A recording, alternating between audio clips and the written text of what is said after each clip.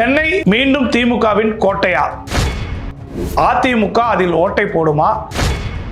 இருவருக்கும் மாற்று என்று கூறக்கூடிய விஜய் நிலை என்னவாக இருக்கும் என்பது குறித்து மக்கள் என்ன கூறியிருக்கிறார்கள், சென்னை மண்டலத்தின் உண்மையான கருத்து கணிப்பு என்ன என்பது குறித்து விரிவாக பார்க்கலாம். பேர் என்ன?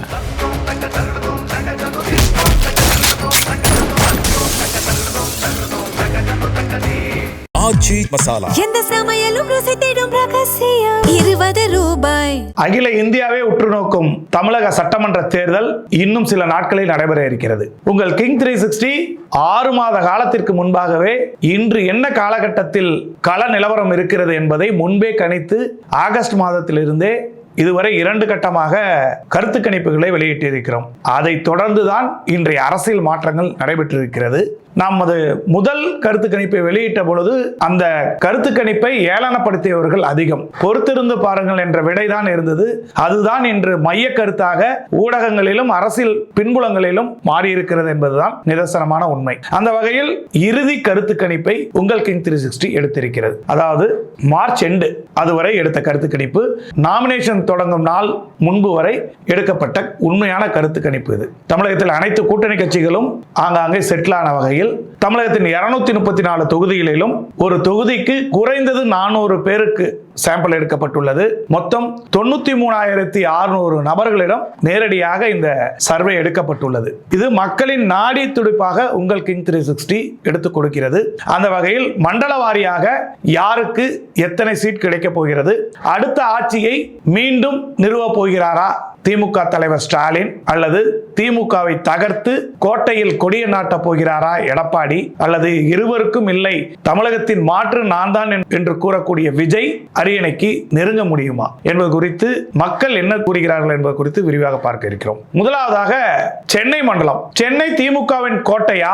யாருக்கு வெற்றி வாய்ப்பு? அதிர வைக்கும் லேட்டஸ்ட் சர்வே இது. தமிழக சட்டசபை தேர்தல் வருகின்ற 23ஆம் தேதி நடைபெற இருக்கிறது. இதில் திமுக தலைமையிலான ஒரு கூட்டணியும் அதிமுக தலைமையிலான கூட்டணியும், தமிழக வெற்றி கழகம் தனித்தும், நாம் தமிழர் கட்சி தனித்தும், டாக்டர் ராமதாஸ் வி.கே. சசிகலா கூட்டணி ஒரு அணியாகவும், தமிழக வாழ்வுரிமை கட்சி தலைவர் வேல்முருகன் தலைமையிலான கூட்டணியும், டாக்டர் கிருஷ்ணசாமியின் புதிய தமிழகம் தனித்தும் ஒரு சில தொகுதிகளில் போட்டியிடுகிறது. தமிழகம் இதுவரை காணாத விசித்திரமான 7 முனை போட்டியாக பல தொகுதிகளில் மாற்றி இருக்கக்கூடிய தேர்தல் இது. இந்த தேர்தலின் முடிவுகள் எப்படி இருக்கும், எந்த கட்சிக்கு சாதகமாக இருக்கும், எந்த கூட்டணி வெற்றி பெறும் போன்ற கேள்விகளுடன் தமிழகம் முழுவதும் கிங் 360 எடுத்த கருத்து கணிப்பின் சென்னை மண்டலம், வடக்கு மண்டலம், மேற்கு மண்டலம், மத்திய மண்டலம், தெற்கு மண்டலம் என 5 மண்டலங்களிலிருந்து கருத்து கணிப்புகள் நடத்தி முடிக்கப்பட்டுள்ளது. இதன்படி சென்னை மண்டலத்திற்கு உட்பட்ட மாவட்டங்களில் உள்ள தொகுதிகளின் கருத்து கணிப்பு பற்றிய விவரங்களை பற்றி பார்க்க இருக்கின்றோம். சென்னை மாவட்டத்தில்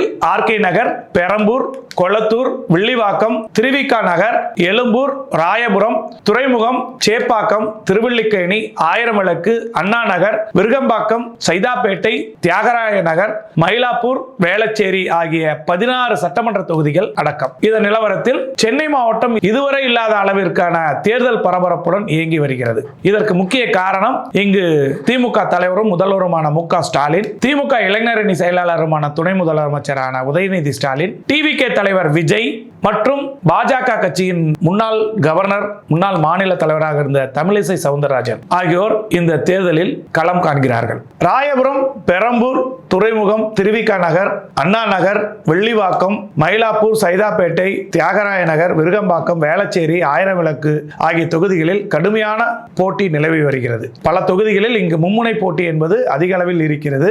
முதல் கட்டத்தில் இறுதியில் யார் நிலைக்கப் போகிறார்கள் என்பதுதான் ஒரு மக்களின் கணக்காக இருக்கிறது. மொத்தத்தில் சென்னை மாவட்டத்தில் உள்ள 16 தொகுதிகளில் திமுக கூட்டணி 11 தொகுதிகளையும், அதிமுக கூட்டணி 3 தொகுதிகளையும், தமிழக வெற்றி கழகம் 2 தொகுதிகளையும் கைப்பற்றும் என கருத்து கணிப்பில் தெரிய வந்துள்ளது. சென்னை மீண்டும் திமுகவின் கோட்டை என்பதுதான் உறுதியாகி இருக்கிறது. அது மட்டுமல்லாமல் இது முதல் கட்டம், இன்னும் 15 நாட்கள் இருக்கிறது.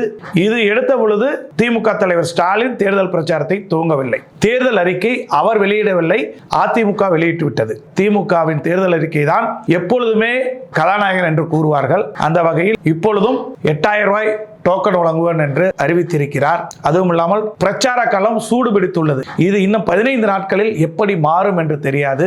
இது போக போக சென்னை மண்டலம் திமுகவுக்கு சாதகமாகவே இருக்கும் என்பதுதான் மக்களின் கருத்து கணிப்பிலிருந்து தெரிய வருகிறது. மீண்டும் வேறொரு மண்டலத்திலிருந்து மக்கள் கருத்து கணிப்பு என்னவாக இருக்கிறது என்பதை காணலாம். கிங் 360யோடு இணைந்திருக்கு. பேர் என்ன?